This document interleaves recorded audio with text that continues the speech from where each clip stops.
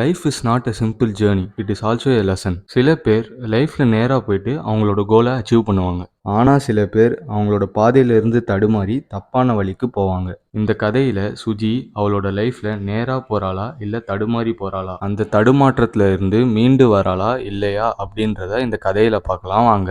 சுஜி அவ ஃபேமிலி கூட ஹாப்பியா இருக்கா. வழக்கம் போல எல்லாருக்கும் பாய் சொல்லிட்டு காலேஜ்க்கு போறா. காலேஜ்லயும் ஃப்ரெண்ட்ஸ் கூட ஜாலியா ஹாப்பியா இருக்கா. ஒரு நாள் அவ கிளாஸ்க்கு போறப்போ அவளோட ஃப்ரெண்ட் ஒரு ட்ரக் யூஸ் பண்ணிட்டு இருந்தா. பட் அது ஒயிட் கலர் டேப்லெட் மாதிரி இருந்துச்சு. அவளோட ஃப்ரெண்டும் இதை ஹெட்டேக்கு யூஸ் பண்றதுன்னு சொன்னா. அதனால அவ அதை பேக்ல வாங்கி போட்டுக்கிட்டான். வழக்கம் போல அவளோட டேஸ் போக ஆரம்பிச்சது. செம் ரிசல்ட்டும் வந்தது.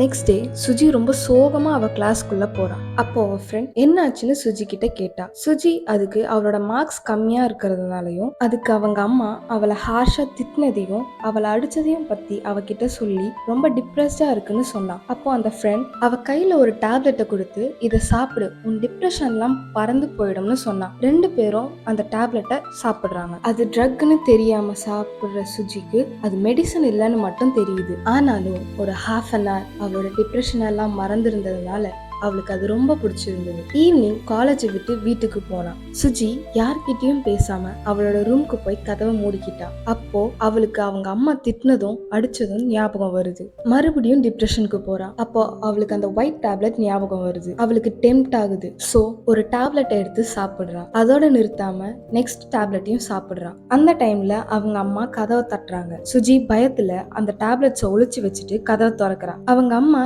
ஏன் கதவை திறக்க இவ்வளவு லேட் ஆச்சுன்னு கேட்டாங்க. அதுக்கு அவ நான் தூங்கிட்டேன்னு சொன்னான். அவங்க அம்மா ஓகேம்மா நீ போய் தூங்கு அப்படின்னு சொன்னாங்க. நல்ல வேலை நான் மாட்டலன்னு நினைச்சிட்டு அவ உள்ள போயிட்டா.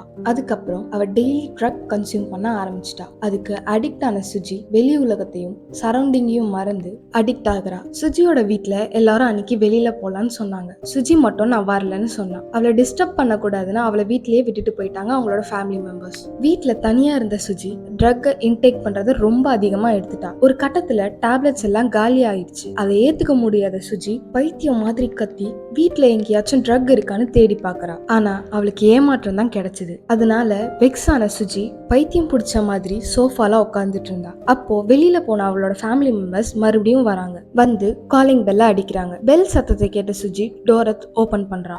ரொம்ப அக்ரெசிவா பிஹேவ் பண்ணா சுஜி.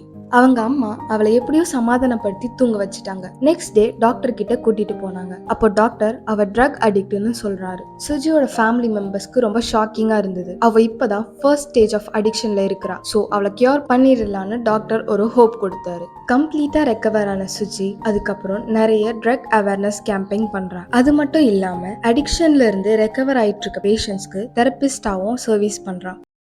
தப்பு பண்றது மனுஷனோட இயல்பான விஷயம். ஆனா அதுல மூழ்கி போறது தான் தப்பு. ஆனா நம்ம அதுல இருந்து ஒரு பாடத்தை கத்துக்கிட்டு வெளியே வரணும். வெளியே வரதும் அதுலயே மூழ்கி கிடக்கிறதும் நம்ம கையில தான் இருக்கு. ஒரு சில இடத்துல நம்மளுக்கு சரி எது தப்பு எதுன்னு தெரியாது. இந்த மாதிரி நேரத்துல நம்ம ஃபேமிலியை கன்சல்ட் பண்றது நல்லது. Every fall is an opportunity for a new beginning. It depends on your choice.